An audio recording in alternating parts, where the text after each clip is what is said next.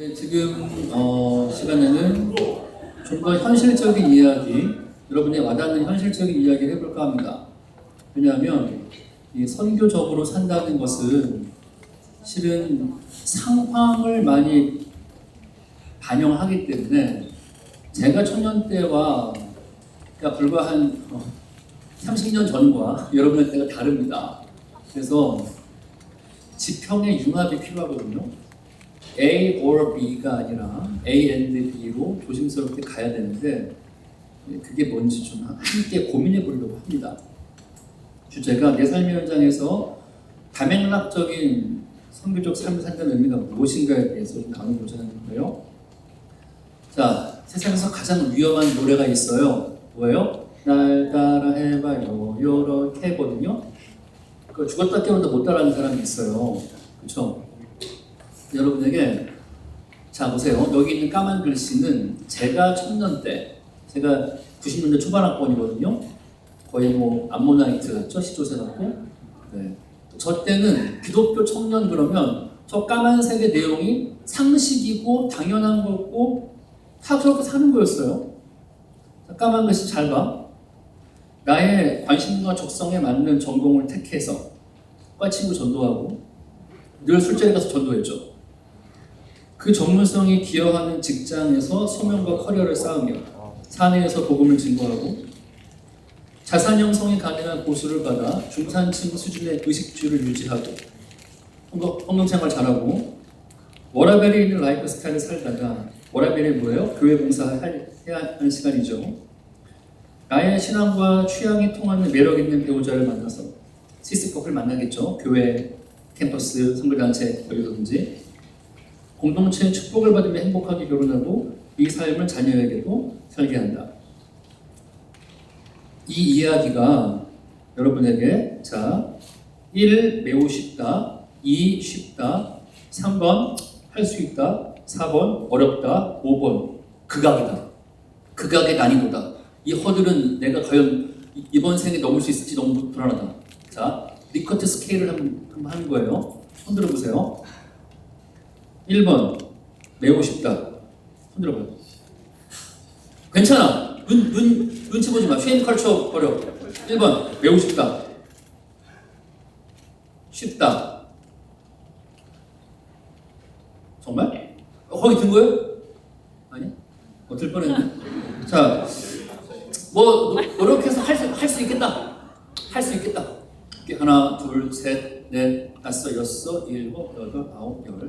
할 수 있겠다. 오케이, 좋아요. 어렵다. 이건 어려운 일이다. 하나, 둘, 셋, 넷, 다섯, 여섯. 매우 어렵다. 이건 진짜 매우 어려운 일이다. 이걸 어떻게 한다? 진짜 어렵다. 하나, 둘, 셋, 넷, 다섯, 여섯, 일곱, 여덟, 아홉, 열, 열하나, 열둘, 열셋, 열네 정도 되는 거네요. 이게 현실입니다, 목사님. 이게 이제 네. 이 이야기가 거의 신화 가능해? 저때 90년대 초반 학번들은요 대학을 졸업하면 무조건 취직을 했고 취직해서 5년 뒤에 집을 샀고 5년마다 집값이 2배로 올랐어요. 그때 나는 선교지에 있었어. 내 친구들은 다 그 이야기 속에서 자산 형성을 했지만 저는 월세로 살고 있는데 지금도.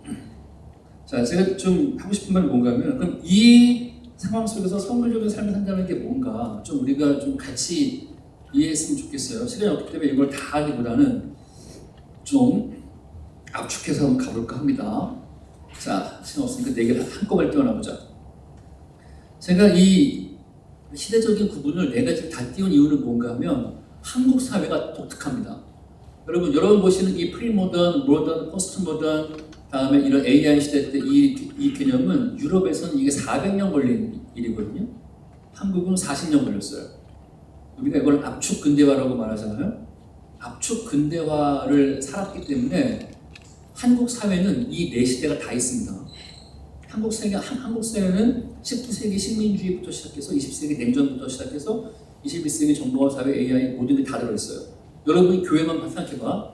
여러분 교회 가면 이 4세대의 이야기가 다 있거든요. 네? 이 이야기 그러니까 목사님들이 죽어납니다. 어디 맞춰야 돼? 이 한국 사회에만 있는 현상이거든요. 근데 이 가운데 내가 다맥락적 선교적 삶에 대해서 말한 이유가 있어요. 이유는 뭔가 하면은, 자, 여러분, 이렇게 말해볼게요. 저는 X세대예요. X세대, 저 위는 베이비 부머 시대들입니다. 60대, 70대. 저의 선배들의 질문은 뭐였냐면, 잘 들어봐요. 여기는 원에 없는 거야. 제 선배들의 질문, 그러니까 프리모던이나 모던을 살았던 분들이거든요. 이분들의 질문은 뭔가 하면, 그러니까 그분들이 복음을 이해하고 하나님 나라에 참여했던 질문이 이거예요. What is true? 진리는 무엇인가? 사지선다 같은 거예요. 그러니까 이게 참이야, 이게 진리야 그러면 정당성, 당위성으로 하는 거였어요. 제 선배들은. What is true? 저희의 질문은 뭔지 압니까? 우리 X세대의 질문은 이거였어요. What is real? 그것이, 봐봐. 저희 선배들은 이게 옳다, 이게 참이다. 그래서 비교 종교학, 변증학 이런 거 많이 강조했거든요. 저희는 이렇게 돌을 던졌어요. 옳은데 왜 작동하지 않아요? 옳은데 왜 액티베이팅이 안 됩니까? 이렇게 질문했어. 그래서 우리는 realize, activating 하는 게 굉장히 중요했어요. 그래서 여러분, 저희 70년대생들은 이런 말을 해요. 굉장히 유능합니다. 우리는 갈아 넣는 거를 좋아해요. 그래서 정체되어 있는 곳에 우리가 들어가면 작동이 되기 시작합니다. 그래서 우리는 선배 세대들이 What is true? 한 걸 우리는 액티베이팅을 시켰어요. 그래서 여러분 보세요. 이런 구현하는 것들 다 우리 세대 때가 다 한 거거든요. 우리는 그러니까 가치를 보면 가치를 작동을 시켰어. 그게 놀고 있거나 죽어 있거나 작동되는 걸 보면 무조건 그 옵티마이즈, 최적화해가지고 구현시키는 데 전문가들이었어요. 근데 M세대가 나타났어. 80년대생들이 나타났어. 그들의 질문이 뭔지 알아요? MG로 같이 말해볼게. 밀레니얼의 질문들은 What is good? 90년대생들은 What is beautiful이었어요. 이들의 질문부터 모두에 꼬입니다. 잘 봐요. 이것이 옳다, 작동하지 않는가? 그러면 그들이 여러분이지? 이렇게 말을 했어. 그런데 왜 아름답지 않아요? 아름답지 않은 걸 보니 진리가 아니군요. 이렇게 말하기 시작했어요. 여러분의 질문을 듣고 저희 X세대와 B세대는 뜨아! 했어요. 왜냐하면 이런 질문을 받아본 적이 없어요. What is good? What is beautiful이에요. 질문이 달라요. 진짜 이건 우리를 정말 벙뜨게 만들었어요. 아니 참이고 작동하는데 아름답지 않기 때문에 진리가 아니라니. 더 웃긴 건 뭔지 압니까? 알파들. 여기 없죠. 알파 세대들의 질문이 뭔지 알아요?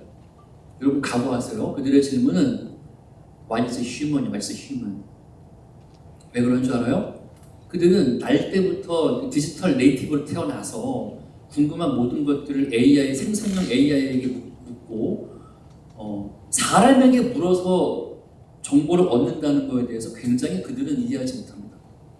진리는 AI 통해서 답을 얻을 수 있고 극심한 경쟁 속에 살아가는데 사람의 눈을 보면 너무 피곤하고 집에 있는 내 동생들 가족 관계할 때 가족 써봐 그러면 걔네들 여러분 동생들은 엄마 아빠 쓰고 강아지 고양이 이름을 써요. 가족이에요. 그리고 나만 바라보는 그 테리우스의 초롱초롱한 눈방울 강아지 눈을 보면 힐링이 되는 거지 사람 눈을 보면 싫어합니다. 그리고 편모, 편부, 망가진 가정도 굉장히 많고 그렇기 때문에 그들의 질문은 이거예요. 그냥 궁금한 거 AI가 다 답을 해주고 강아지가 나랑 더 교감을 해주고 있고 이 사람이 만든 사회는 꼴보기 싫은데 휴먼이 뭐예요? 라고 질문하는 거예요. 자 여러분 우리가 다면락적 삶을 산다는 건 뭔가 하면은 이러한 질문들을 가지고 우리가 이 사회 속에 어떻게 선교적으로 살아갈 것인가에 대한 고민을 하셔야 돼요. 빠르게 한번 볼까요? 프리모던 시대가 어떤 시대입니까? 저 때는 테일러는 옷 만들고 베이커는 빵 굽고 스미스는 대장장이 못 만들고 챈들러는 양초 만들면 되는 겁니다. 그렇죠? 이때 소명이 뭘까요? 직업이 뭘까요? 이름이 소명이야. 그치? 이름이 소명이야. 주님 저는 뭘 해야 합니까? 고민할 필요가 없어요. 왜? 프리모던 사회니까. 신분제와 공동체가 중요했습니다. 그리고 이미 결정된 삶이야. 크게 걱정할 일이 별로 없어요. 여러분 이게요. 소위 말하는 능력 중심 사회, 이 메리토크라시라고 말하잖아. 이 메리토크라시가 능력 중심 사회가 과연 다 좋은 걸까? 글쎄, 난 그렇게만은 보지 않아요. 이 시대가 신분제 사회이긴 하지만 신분마다 역할이 있고 잡이 있고 이것을 또 서로가 서로 명예롭게 여기는 그런 룰이 있습니다. 결혼 어서 해? 반경 30km를 벗어난 적이 없어요. 이 사람들은. 결혼은 누구랑 합니까? 50m 안에서 결혼합니다. 여러분 50m 안에서 결혼하세요. 여러분 생판 듣도 보도 못한 형제가 나타났는데 멋있게 보여. 굉장히 위험하다. 여러분 나서 같이 자라서 적어도 5년 이상 같이 몸을 이룬 공동체에서 쟤 뭐 좋아하고 뭐 성격 어떻고 뭐 하면 삐죽 다 알고 있잖아. 이게 안정적인 거야. 50m 안에서 만나. 제발 그게 안전해요 여러분. 세상이 험해. 자, 모던은 뭐예요? 모더니티는 뭔가 이때가 산업자본주의입니다. 산업자본주의 때부터 아시죠? 엔클로저 운동이 일어나는 거예요. 그렇죠? 이 원래 영국이 밀을 심어서 천민들도 빵을 먹었다고. 근데 이 공장에 들어갈 양모 재료가 필요하니까 귀족들만 먹을 땅에다가 밀을 심고 나머지 모든 땅은 엔클로저 구역을 보다가 양을 풀어버리니까 농노 피전트들이 할 일이 없지. 피전트가 다 도시로 와서 값싼 노동자가 되면서 이제 산업혁명이 일어나서 그때 이야기가 올리버 트위스트 같은 디킨스의 문학이 거기서 나오죠. 여러분 디킨스 책 좀 보시나요? 책 좀 보셔야 되는데 디킨스 그때 산업혁명의 헬 영국인데 올리버 트위스트 첫 장 기억나요? 고아들끼리의 대화인데 서로 대화하죠. 우리 쟤를 잡아먹자. 이게 대화예요. 진짜 대화예요. 여러분 이 모더니티가 왔다는 말은 뭔가면은 이 정말 이 극악적인 자본주의였거든요. 영국이. 그래서 디킨즈가 두 도시 이야기 그러면 첫 시작이 뭐예요?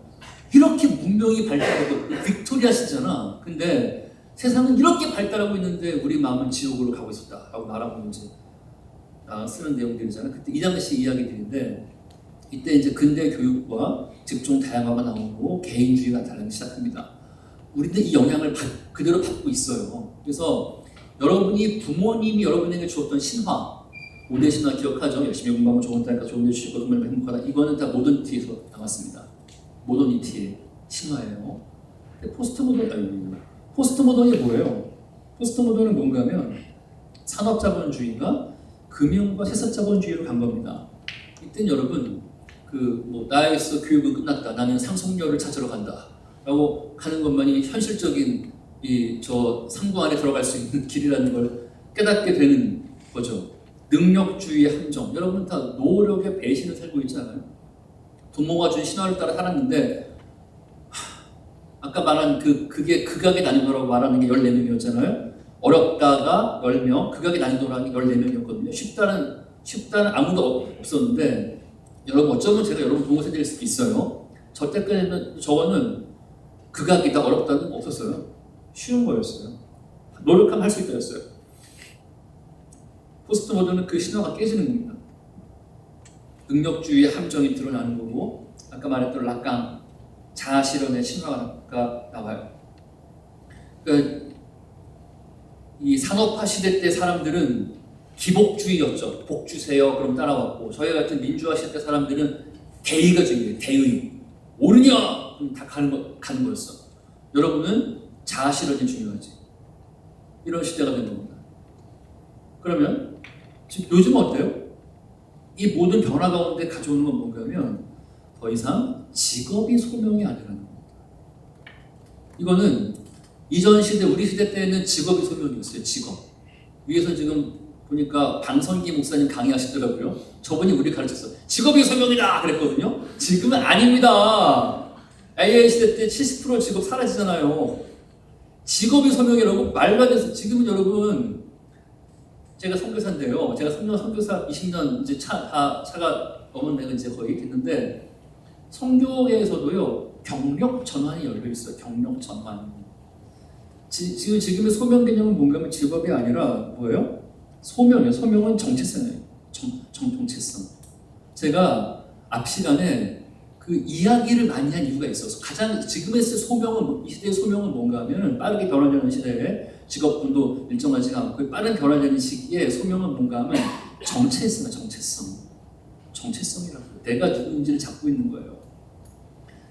그래서 이 루터가 어떻게 말했냐면, 프리모더를 살았던 루터만 해도 이렇게 말했어요. 루터의 말을 잘 들어봐. 하나님은 일용할 양식을 구할 때 하늘에서 빵을 툭 던져주는 게 아니다. 그쵸? 베이커가 빵을 굽게 하고 시장을 통해 유통을 되게 하고 다양한 직업을 통해 내가 시장 가서 빵을 사게 한다. 그래서 이렇게 말했어, 루터가. 모든 직업은 하나님의 가면이다, 이렇게 말했어요. 모든 직업은 하나님의 가면이야. 죽전우리교회 성전 건물이 있나요? 있죠. 죽전우리교회 건물을 지을 때 이제 공사장에서 일하시는 인부들에게 뭐 불교 신자 출입금지 그렇게 했어요? 응? 여러분 건물을 기독교인이 기도하고 거룩하게 지었나? 아닐걸? 뭔가 하면 여러분 앉아있는 이 의자, 하나님의 일에서 힘받고 있죠? 이 의자 만든 회사가 뭐 기독교인이 사장이고 기독교인이 한땀한땀 따왔을까? 모든 직업은 하나님의 가면이라고 말했어요. 그래서 common 것이 굉장히 중요했다고. 근데 이것이 시대가 쭉 바뀌면서 직업 소명에서 이제는 정체성의 소명인, 커리어와 정체성의 소명의 시대가 돼가고 있어요. 여러분 이걸 개념을 잡으시면 좋을 것 같아요. 정체성의 소명인 상태에서 선교적 삶을 산다는 것이 뭘까? 제가 몇 가지 성경의 예를 좀 들어볼게요. 후딱후딱 제가 다 알 텐데 잘 봐요, 여러분. 여러분 룻 이야기 알죠? 룻기 이야기 알죠? 여러분 내가 질문 하나 드릴게. 룻이 나오미네가 왔다, 그렇지? 나오미네 가족이 모압 땅으로 왔잖아. 베들레헴에 살다가. 그럼 룻은 모압 사람이었어. 이방인이잖아. 여러분이 룻이라고 생각해봐. 나오미네 가족이 왔어. 오자마자 본 건 뭐야? 나오미 남편이 죽었어요. 두 아들이 있네. 내가 거기 시집갔어. 그 다음에 아들이 둘 다 죽었어. 최악을 본 거야. 10년 동안 이루어진 일이에요. 룻이 본 거는 저 집안과 함께 했다가 10년 동안 쇠락과 나락과 하강과 침체와 멸망까지 가는 걸 다 봤어. 근데 룻이 왜 나오미를 따라갔을까? 이거 엄청난 선교거든요. 이방인이 복음 따라서 이스라엘 온 거예요. 이게 어떻게 이루어졌어? 내 질문은 이거야. 여러분, 선교라는 것이 잘남과 멋짐과 비교, 우위와 우상향을 통해서 증명돼요. 난 지금 그 신화를 깨는 거거든요. 여러분, 사실 선교 역사나 성경만 봐도요, 성경에 민족과 열방과 만민과 모든 민족, 이거를 열방 애언이라고 그래요. 성경에 열방 애언, 선교적 애언이 가장 많이 나오는 게 신약 성경이에요? 아니야. 멸망과 포로기 때 선지서입니다. 가장 멸망기 때 민족아, 열방아, 만민아, 그게 가장 많이 나오거든요. 여러분, 선교라는 게 여러분이 잘생기고 피부 좋고 키도 크고 예쁘고 멋지고 좋은 대학 가고 취직하고 막 승승장구함을 통해서 증명된다고 생각해요? 그러면 좋겠어. 그럴 수도 있지. 근데 그 신화야. 버려야 됩니다. 왜 그런가 하면 그 쪽박찬 나오미네 집에 룻이 왜 따라가요? 이거 안 이상해? 그 클루를 좀 제시해 드릴게. 룻기를 다 찾진 않겠지만요. 하나님 백성이 나오미는요, 그 모든 비탄, 아까 말했죠, 우리가 고난의 구조로 산다 그랬다, 그렇지? 비참을 살아요. 여러분, 시편은 감사시, 찬송시, 다음에 비탄시, 제왕시 이런 걸로 구성되어 있다. 그렇죠? 그러면 시편에 가장 많은 시편이 뭘까? 찬송시일까? 감사시일까? 제왕시일까? 아니지. 가장 많은 시편은 뭐예요? 비탄시야, 비탄시. 슬프도소이다. 나를 대적하는 자가 어찌 일이 많은지요. 사람들이 내게 하는 말은 사슴이 시냇물을 온통 비탄밖에 없어요. 근데 여러분, 시편은 우리 신자의 정서잖아. 지금 신화를 깨는 중인데 예수 믿었더니 승승장구하고 무슨 승리하고 기쁘고 맨날 찬양하고 맨날 그러면 좋겠지. 나오미가 뭐라냐면 그가 남편이 죽고 아들이 죽고 쫓다 망할 때마다 항상 고백해요. 전능자의 손이 나를 괴롭게 했다. 여호와가 나를 치셨다. 여호와가 나를 치셔 내 마음이 심히 아프다. 딸들아, 너희 어머니에게로 돌아가라. 주께서 너희가 죽은 자와 같은 나를 선대한 것처럼 여호와께서 너희를 선대해 주시기를 바란다. 남편과 살아라. 어머니를 따라가겠습니다. 얘야, 똑바로 들어라. 팩트 체크를 내가 해줄게. 내가 오늘 이 밤에 남편을 얻어서 결혼해서 내 뱃속에 아들을 임신했다고 치자. 걔네가 나서 자랄 때까지 어떻게 너희가 기다린단 말인가? 말도 안 된다. 돌아가라. 희망이 없다. 여러분, 자상하지 않아요? 진정성이 있지 않아요? 선교가요, 성취와 우상향과 그럴듯한 스플렌더하고 막 awesome, beautiful, fantastic 이런 걸로 증명되는 게 아니라요, 신자의 진정성과 비탄 가운데 있는 고백을 통해서 이루어져요. 우리가 이걸 꼭 기억했으면 좋겠어요. 그리고 룻이 어떻게 됩니까? 따라할까요? 환대를 받아요. 룻이 이스라엘 가서 최악의 선택을 한 거죠, 여러분. 최악의 이민을 한 거예요. 여러분, 이민은 왜 가니? 유학 가려고. 더 좋은 취직의 기회가, 더 좋은 자연 환경과, 더 큰 강대국과, 더 나은 안전과, better life, pursuing the better life를 향해서 이민 가는 거잖아. 최악의 이민을 가는 건 선교사밖에 없거든요. 더 나쁜 데로 가는 데는 룻이 그걸 한 거야. 이스라엘 갔어. 룻기에 하나님이 한 번도 안 나와요. 여호와께서 가라사대 주께서 이르시되 신탁 말씀이 한 번도 안 나온다고. 근데 하나님으로 충만하지. 왜? 룻이 갔더니 이삭을 주우러 우연히 들어갔어. 이렇게 누구의 밭이었어요? 보아스의 밭이었어요. 그러니까 보아스가 딱 보고 알죠. 저 여인이 누구냐? 왜냐? 이그자틱하잖아. 그렇지? 형제들, 이그자틱한 거 좋아하면 안 된다. 이그자틱하잖아. 이국적이잖아. 그러니까 저 누구냐? 모압에서 왔습니다. 누군데? 나오미 따라왔대요. 그래? 보아스가 어떻게 합니까? 룻에게, 룻, 다른 밭에 가지 말아라. 네가 여기 새로 들어왔기 때문에 너는 지금 이 소셜 베이스가 필요해. 친구가 필요해. 나의 소년들이 너의 친구가 되어줄 거다. 목마르면 소년들이 떠오는 물을 마셔라. 소년들 내가 너한테 못 건드리겠다. 안심하고 물 마시고 밥 먹을 때가 되니까 빵을 먹잖아.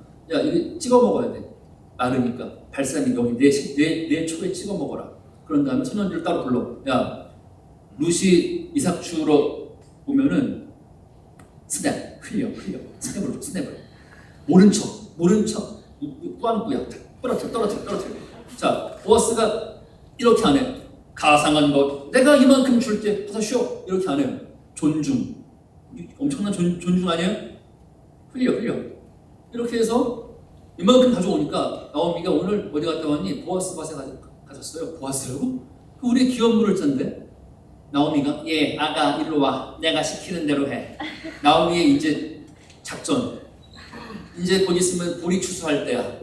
보리 추수할 때 남자만 그 밭에 들어가. 그래서 그 추수한 기쁨에 겨워서 막 음식 먹고 마시고 다 남자들이 기쁘게 잔단 말이야. 너 목욕해. 향수 발라. 그리고 잘 보고 있다가 보아스 입을 들추고 들어가. 와우. I say wow. 어떤 일이 생겨요? 깊고 푸른 밤의 역사가 일어나는. 잘 생각해봐. 근데 보리 추수할 때야. 모두가 풍년주자는 찬양하라 하고 막 먹고 마시고 막 기쁜 마음으로 남자들이 쫙 자고 여자 못 들어와요. 자고 있는데 보아스가 뭐 물컹해. 성경 보면 이렇게 말해. 깨어보니 여인이라 물컹해. 네가 누구냐? 그랬더니 룻이 당신의 자락으로 소녀를 덮으소서. 와, 여러분 목욕한 자매에게는 살레음이 나요. 형제들이요. 이 보아스가 룻에게 이렇게 말해요. 누워있어라. 네가 지금 일어나면 옆에 누워있는 남자들이 널 보면 너는 굉장히 명예를 실추하게 된다. 안전하게 있어야 돼. 누워있어. 누워있다가 해 뜰 때 모두가 일어날 때 같이 일어나야 한다. 누워있어라. 그리고 네가 무슨 말 하는 줄 알겠다. 귀염 물을 자가 나 말고 가까운 사람이 또 한 명 있어. 내가 내일 아침에 걔한테 물어볼게. 걔가 기업을 누르겠다고 하지 않으면 내가 그 기업을 누르겠다. 그리고 두 남녀가 한 입을 넣고 휘영청 달떠 있는데 밤새 누워있어. 살레음 같으냐. 이게 하나님 역사야, 여러분. 하나님 역사는 특별한 게 아니에요. 알폰소 도드의 별 아시죠? 목동이 스테파네트 아가씨를 짝사랑 하잖아.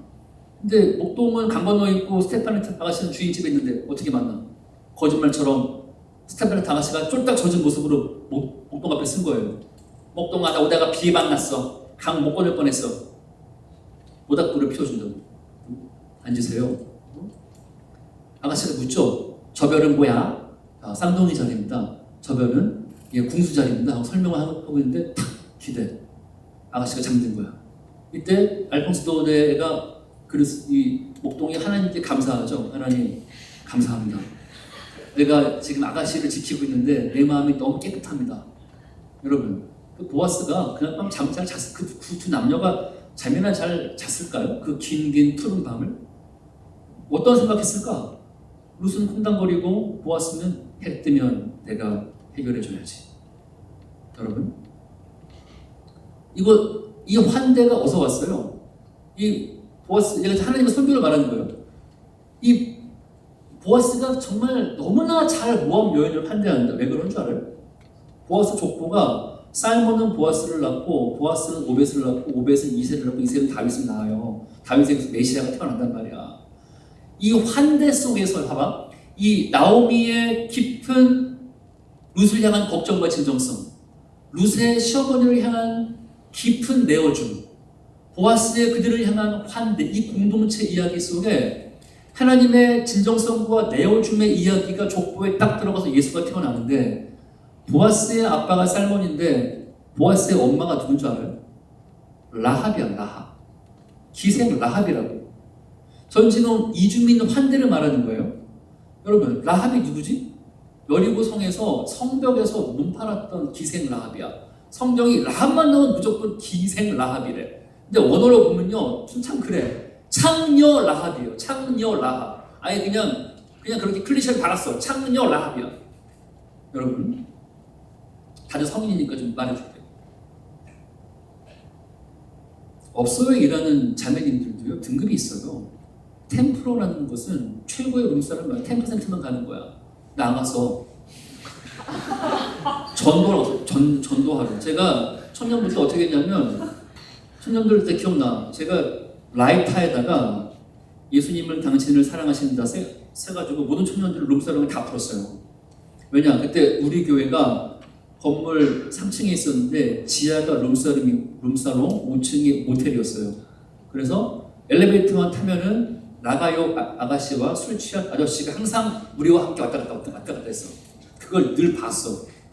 그래서 늘 서로 인사하고 조폭들 같이 인사하고 그랬거든요. 목사님 좀 제 입에 인간되게 만들어주세요. 막 그러고 막 그랬는데 우리가 전도하자 그래서 라이터에다가 예수님은 당신을 기다립니다 해가지고 룸사롱 다 들어가서 나가요 아가씨도 불 붙여주고 다 했거든요. 그들이 교회 나갔어요. 라합이 성벽에서 창기였어. 그 말은 성벽에 누가 살아?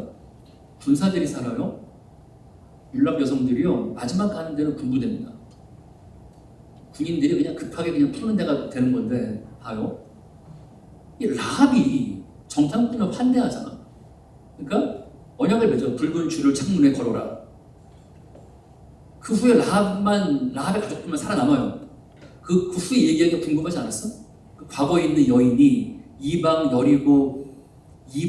창기 여인이, 과거가 엄청난 그 여인이 이스라엘에 편을 뗐어. 그가 어떻게 살았을까요? 놀랍게도 유다 지파의 유력한 살몬이 그를 데려옵니다. 이게 쉬워요? 형제들, 여러분에게 정말 여러분 부모님에게 엄마 제 결혼할 사람이에요 하고 한번 데려보실래요? 그런 부인을? 여러분 부모님 뭐라 하실까? 이게 쉬워요? 아니, 선교는 뭔가 하면 환대야, 환대. 환대와 내어줌과 진정성이에요. 비탄 가운데, 비참 가운데. 그 안에서 하나님의 일이 다 이루어요. 보아스는 본 거야. 자기 어머니가 라합이었어. 모두가 다 알았겠지. 어머니가 이방 여인이고 창기였어. 근데 이 공동체의 환대가 얼마나 중요하단 말인가. 그 환대 가운데 자기가 태어났어. 룻을 보는 순간 바로 알겠지. 어머니가 오버랩이 되는 거예요. 저희에는 친구가 필요하다, 보호가 필요하다. 다 아는 겁니다. 그 족보를 통해서 예수께서 태어나시거든요. 이방인들의 환대를 통해서. 여러분, 다면한자 사고 첫 번째는 뭔가 하면요, 우상향과 여러분의 어떤 그 배타적인 어떤 순결한 성공 있잖아. 막 그냥 나 혼자 놀라. 이걸 성취를 통해서 하이 애치먼트를 조심하세요.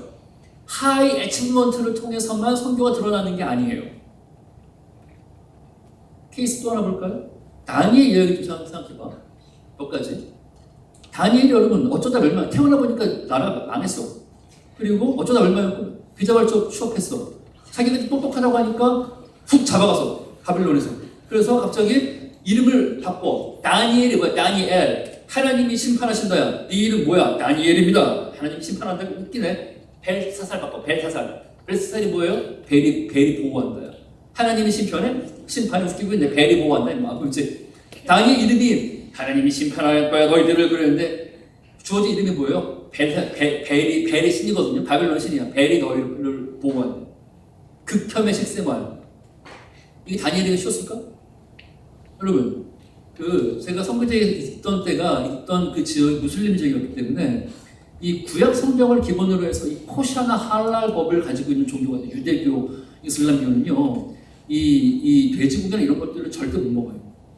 극혐의 식생활이라는 건 뭔가 하면 제가 지금 직접 본 건데요. 한 아주머니가 병원에 실려왔어요. 내가 병원에 있었는데 실려왔어. 그러더니 수혈이 필요한데 아주머니가 잠깐! 그러더니 이래. 돼지고기를 한 번도 먹은 적 없는 깨끗한 피를 수혈해 주십시오. 그러니까 병원이 우리 병원은 돼지고기 먹은 피, 닭고기 먹은 피, 소고기 먹은 피로 피를 구분하지 않습니다. AOA 식으로 구분하는데 당신 어떡할 겁니까? 그렇다면 수혈을 거부하신다고 죽었어.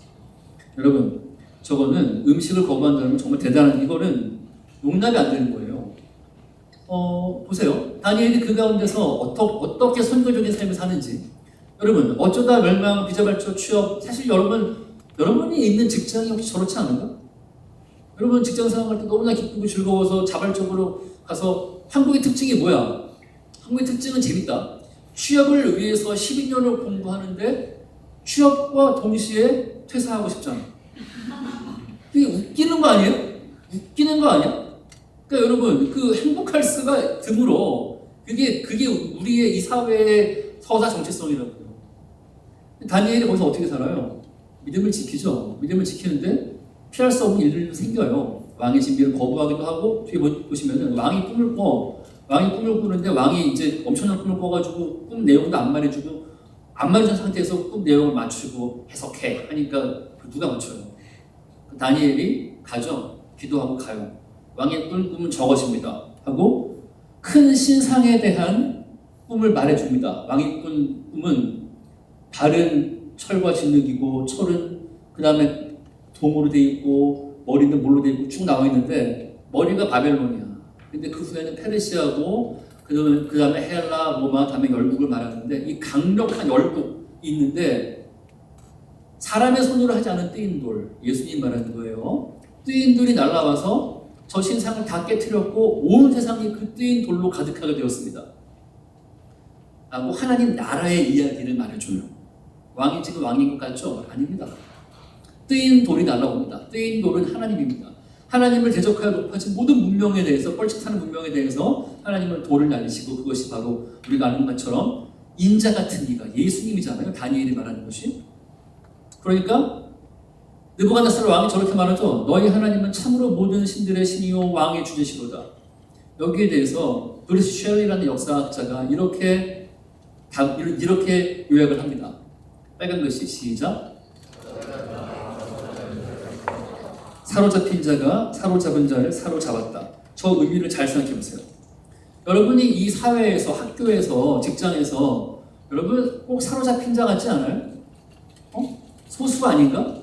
기독교인이 정말 다수고 막 강성한가요? 이 사회가? 내가 보니까 요즘 청년들은, 믿는 청년들도 쪽팔려서 식사기도도 못하는 청년들 많던데?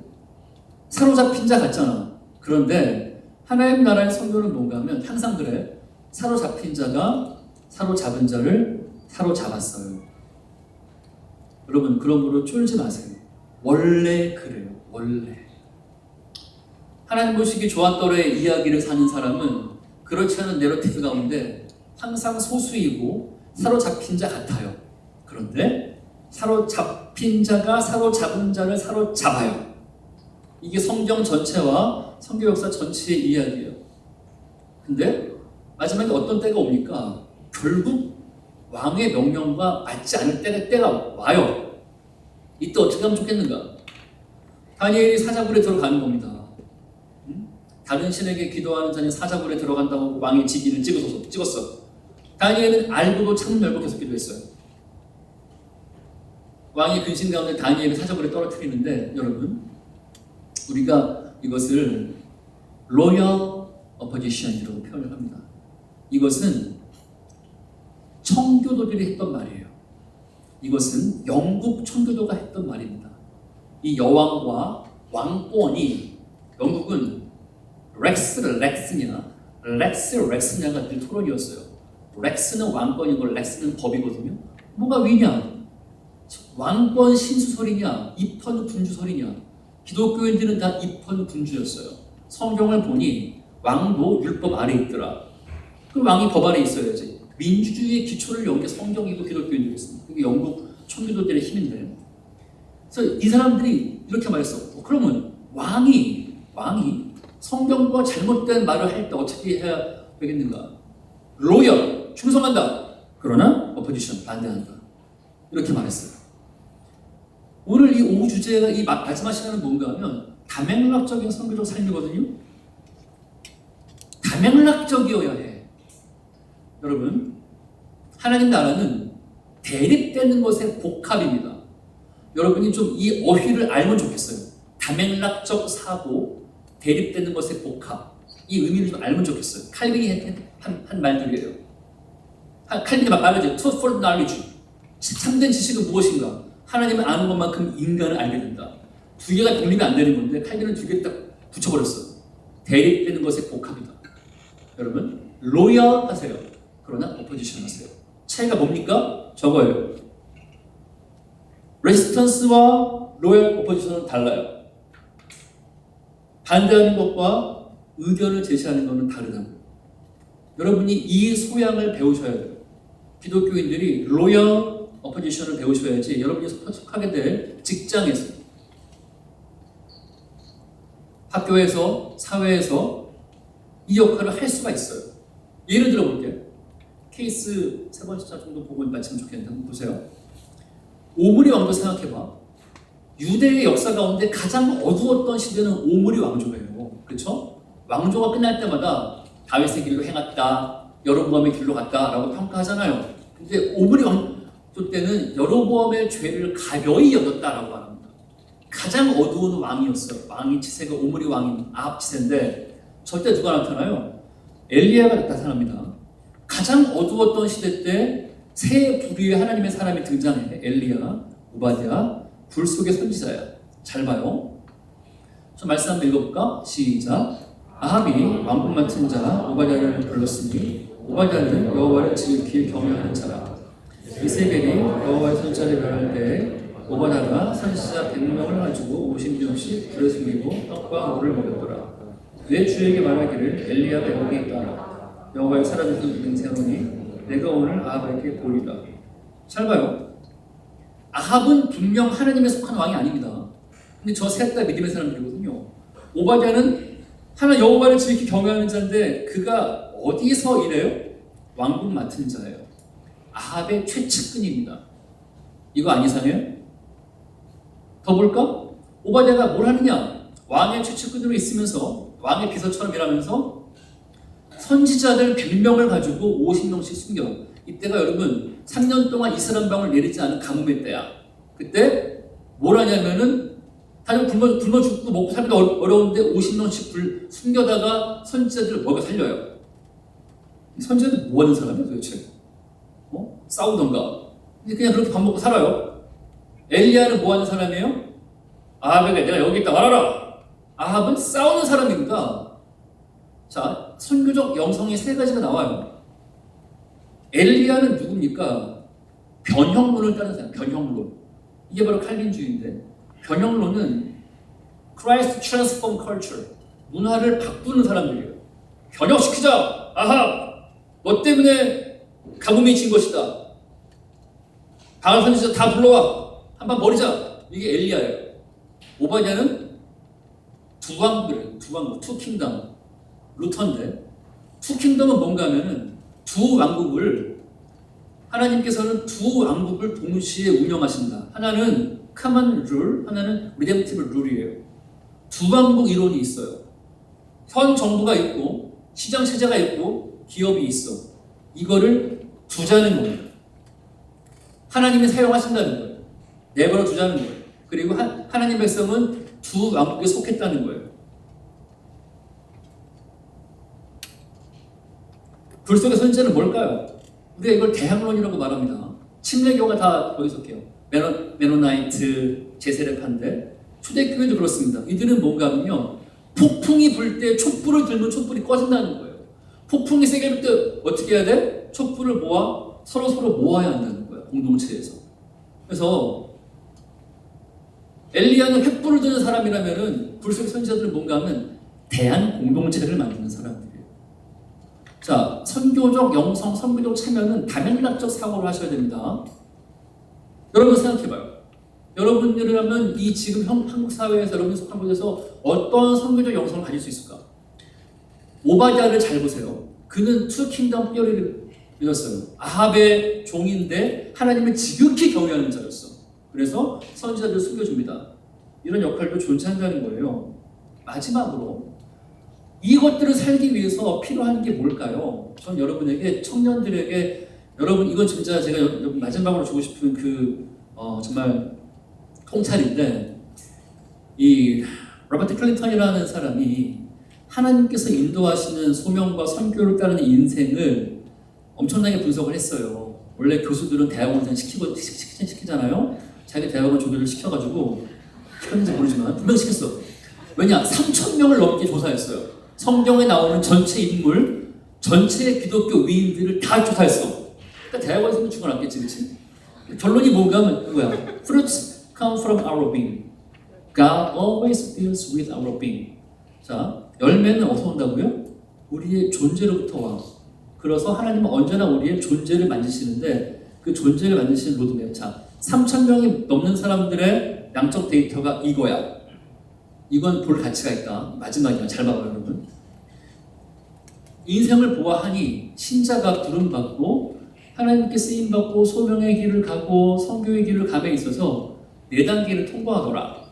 첫 번째가 뭐예요? 섭리적 준비기예요. 섭리적 준비기 특징이 뭐예요? 이거는 여러분이 결정할 수 없는 거야. 내가 어떤 가정에 태어났어, 내가 남자와 여자로 태어났어, 국적, 외모, IQ, 시대, 이 모든 것들이 섭리적 준비기, 생득적이며 생애적인 결과예요. 여러분 가운데 여러분이 외모를 택한 사람이 있어요? 키를 택한 사람이 있어요? 부모를 택했나요? 성별을 택했나요? 국가를 택했나요? 시대를 택했나요? 이 가운데 마지막에 뭐예요? 우리는 모두가 다, 이걸 샤르트르가 이렇게 말했어. 우리는 피투된 존재로 기투한다. 철학자들 말을 멋있게 해요. 피투됐어. 우리는 던져진 거야. 뿅 태어나 봤더니 한국에 2000몇 년에 태어난 거야. 피투됐어. 근데 이거를 다 뭐 해야 돼? 내가 공처럼 피투되었으니 이제 나를 잡고 기투, 어딘가로 던져야 되는데 그 태도를 말하는 거예요. 내가 이런 환경 가운데 태어나서 나는 어떤 마음과 어떤 태도의 사회화를 통과했는가. 이것이 여러분의 10대를 말합니다. 양적 사역이 뭐예요? 이거는 여러분 사회 초년 시대를 말하는데, 자, 우리 가운데 직장인들, 자, 직장인들은 주로 일진처럼 뒤에 앉아있네. 일진들인데. 자, 봐요. 직장인들은 내 말이 잘 이해가 될 거야. 학생들은 아직 몰라. 양적 사역은 뭔가 하면은, 자, 손과 발로 일합니다. 자, 직장인들이요. 여러분이 손과 발로 일해, 머리로. 손과 발. 시키는 거를 손발로 일한다고. 바쁘게. 커피 타고 복사하고, 문서 쓰고, 미생 봐요. 바쁘게 일한다고. 손과 발로 일을 하고, 사회초년생이고, 이때 뭘 해요? 많은 일들을 하면서 은사를 발견해요. 이때 양적 사역의 문제의식이 뭐예요? 상사와 조직일 때 불만을 갖게 돼 있어요. 당연히. 세종대왕이라도 불만을 품을 수밖에 없어요. 왜? 나라면 저렇게 안 해 라는 생각을 하거든요. 나라면 저렇게 안 해. 그러면 이 모든 스테이지마다 이 방탈출을 해야 되는 질문이 있거든요. 나라면 이렇게 안 해. 그때 어떻게 해야 돼? 그러면 너라면 어떻게 할 건데? 방탈출을 위해 2가지 답을 풀어야 돼. 너라면 어떻게 할 거야? 두 번째가 뭐예요? 소셜 베이스를 형성해야 돼요. 근데 소셜 베이스는 뭔가 하면 이게 관계망이야. 나를 믿고 함께 할 수 있는 관계망을 말하는 거예요. 그리고 나라면 저렇게 안 해. 나의 솔루션, 나라면 이렇게 하겠어. 그걸 정리하는 거예요. 근데 반 이상의 사람은 퇴근하고 포장마차나 호프집에서 상사 뒷담화 까면서 안주 삼아서 노가리 씻듯 씻고 퇴근하고 잔 다음에 다음날 또 지옥 같은 출근을 반복합니다. 그래서 로버트 클린턴 어떻게 말해요? 무려 50% 넘는 사람은 양적 사역하다가 죽는다. 왜? 두 숙제를 못했기 때문에. 두 숙제가 뭐예요? 나랑은 저렇게 안 해. 그럼 어떻게 할 건데? 그리고 그 숙제를 함께 풀 소셜 베이스를 만들었어? 두 가지. 이를 숙제를 못 풀어, 사람들이. 근데 잘 봐요. 그 다음 이걸 푼 사람들은 어디로 갑니까? 질적 사역으로 가는데, 질적 사역은 뭔가 하면 이때 포지션은 대부분 업무의 리더예요. 팀장, 과장, 혹은 디렉터. 이때부터 머리로 일합니다. 이때부터 시키는 사람이에요. 머리로. 자기의 문제의식이 자기의 잡에 반영이 되기 시작합니다. 자기 팀을 만들어. 자기 가치관이 잘 드러나요. 이때 어떤 일이 생겨요? 분명 자기 밑에 있는 사람들 중에는 나라면 저렇게 하는 놈들이 꼭 있어요. 정상이라고. 이때 그걸 어떻게 소화해야 돼요? 갈등을 소화하고 덕성을 갖춰야 됩니다. 덕성이 왜 중요한가면요. 자, 내가 후배였을 때도 나라면 저렇게 안 해. 나는 그럼 이때 필요한 게 뭐야? 로열 오포지션이에요, 여러분. 소셜 베이스가 만들어지는 거는 레지스턴스가 아니에요. 로열 오포지션. 정말 드럽고치사한 저 상사, 후배라도 보면 정말 전화기에다가 그냥 저장 이름 뭘로 했을까? 그놈, 좌우간. 그놈에게 로열 하셔야 돼요. 로열, 충성하셔야 돼요. 그러나 오포지션. 제한할 수 있어야 돼요. 세 번째도 마찬가지예요. 갈등을 소화하고 덕성을 갖춰야 되는데 이런 사람들만이 그 다음 단계로 넘어가. 여기까지 간 사람은요 10%가 안 된대요. 로버트 클린턴의 말을 들으면은 양적 사역하다가 죽는 사람이 뭐라더라? 60%고 질적 사역까지 간 사람이 30%밖에 안 되고 인격 사역까지 간 사람이 10%래요. 인격 사역은 뭐예요? 머리로 일 안 해요. 손발로도 일 안 해. 뭘로 일해? 인격으로 일을 해. 인격으로 힘들지. 동기부여하는 겁니다. 조금만 더 해보자. 동기부여를 계속 하는 거예요. 인격으로 일하고 그것이 뭐예요? 궁극적인 기여라는 거예요. 이들의 특징은 후배를 양성합니다. 여러분, 한국 사회의 문제가 뭔가 하면은 이 숙련 과정, 이게 굉장히 중요해요. 여러분, 트레이닝은 땀이 나야 되는 거야. 트레이닝 하는데 땀이 안 나는 게 있어요? 지금 한국 사회 문제 뭔가 하면 숙련 과정을 부인합니다. 아까 하나님이 좋았더라의 그 근거업조를 잘 기억해봐요. 공동체로 살아라. 혼자 사는 게 편합니다. 남녀와 같이 살아라. 쟤는 일찍, 이찍, TF. 귀찮아. 혼자 사는 게 편해요. 혼술이 편합니다. 부터 시작해서 그 다음 양적, 질적 사역, 인격적 사역으로 너희가 스스로를 갈고 닦고 연마해라. 숙련 과정이 고통스러워. 왜 그런가 하면 여러분은 죄송합니다. 무균실 인큐베이팅처럼 자란 분들이 많으세요. 그 가운데 고통이 물론 있었지. 근데 고통 그 자체를 아까 아브라함 이야기 봤잖아. 25수 시킨다는 거, 4년 일할 때 자퇴하라고 말한다는 거. 하나님이 그런 분이시거든요. 그 하나님이 여러분은 어떤 강도로 씨름해서 어떤 작품으로 만들고 가시는지 아시겠어요? 거기에 여러분이 서렌더 하시겠어요? 서브미트 하시겠어요? 하나님 보시기에 좋았더라가 정말 내가 보기에도 좋았더라고 인정하시겠어요? 그 의미는 뭔가 하면 현실적으로 여러분이 이 코스웍을 잘 밑에 봐요. God working in us. 양적 사역 때까지는 하나님이 우리 안에서 일하세요. 대부분 젊은이들이 이 단계에 있을 겁니다. 그러나 여러분, 문제의식을 품고 로열 어포지션을 하고 자기 솔루션을 만들고 그걸 함께 할 수 있는 관계망을 만든 사람은 하나님의 그 다음 단계 God working through us. 하나님께서 우리를 통해서 일하기 시작해요. 이건 다른 게임이에요. 저 여러분들이 이거를 사모하면 좋겠어요. 하지만 이거 한번 읽고 마칠게요. 나와 전체의 이미지를 마음에 품고 살았다. 하지만 좀처럼 진도가 나가지 않았다. 우선 화가 자신이 남보다 완벽한 일에 공을 들였기 때문이다. 또 따뜻한 마음 때문이었다. 이웃들이 부탁하는 일들을 처리하느라 이 글에 무슬거워야 했다. 어느 날 밤 네 글은 시간이 얼마 남지 않았다는 걸 깨달았다. 제발 아직 완성되지 못했던 이 말이 불쌍한 네 글은 엉엉 울며 소리쳤다. 하강과 하늘나라 가장 지를 잃었을 때 꿈꾸던 커다란 나무, 그 나무가 완성된 모습으로 서 있었다. 네 글의 어린 진작으로 축축해 보았지만 좀처럼 포착할 수 없었던 바로 그 상태였다. 네 글이 말했다. 이건 선물이야. 이 책 전체 내용을 제가 줄인 건데요. 사랑하는 여러분, 우리가 이 땅에서 하나님 주신 소명이나 선별적인 삶의 모든 것을 완벽하게 못할 수도 있습니다. 근데 그것 때문에 너무 절망하지 마십시오.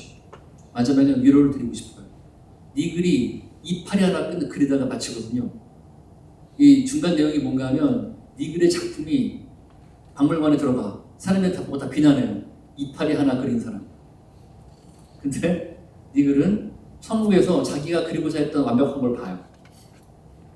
우리가 그럴 수 있어요. 오늘 오전 전체를 제가 사용했는데